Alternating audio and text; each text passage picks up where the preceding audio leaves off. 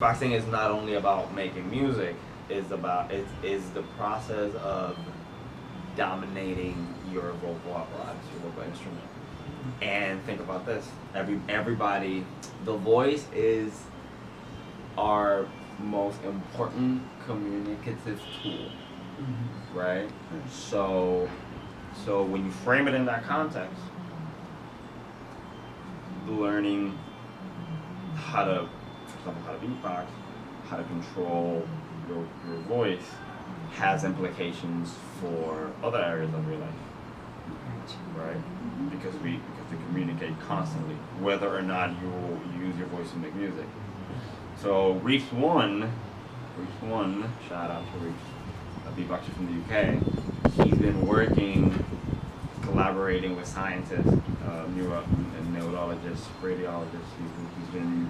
He's been having his brain scanned for the purposes of science, and he works with Sophie Scott, which is a leading authority on the neuropsychology of the voice and laughter and all these things. And Fascinates me. And they talk about how in framing it in this way, you make, I guess, vocal experimentation relevant to everybody, not just to beatboxers. Because you have to find, he talks about finding the purposefulness, the utility, the social relevancy of what you do. And I think that's that defines it. who we are too. So I'm a beatboxer, right?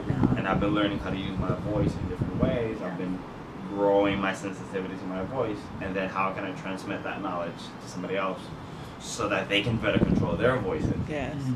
Right? And it's cool because it's not only about language, it's also about paralanguage.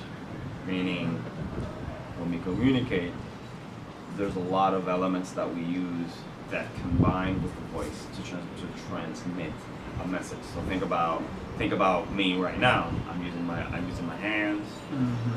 There's a certain tone that I'm using, certain tones and timbre of my voice.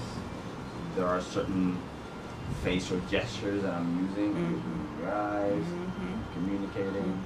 All these things together with the words themselves are what people perceive. Yes. And that's called psychoacoustics. Yep. Right? It's the emotional and or the psychological response that people have to sound.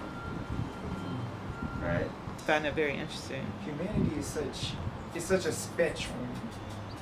Sometimes I know we like to try to box certain situations and peoples and personalities in from the get-go, sometimes just because of our own personal things, or sometimes just from our upbringings and for other information that's been fed to us. But really, there's a whole bunch of just hues of people's personalities and their own experience, and it's really good to be able to just really take people in and let them have that moment to really reveal themselves of who they are, and like how you said, and their mannerisms and the things that they say and the things that they do, and even beyond that, and let them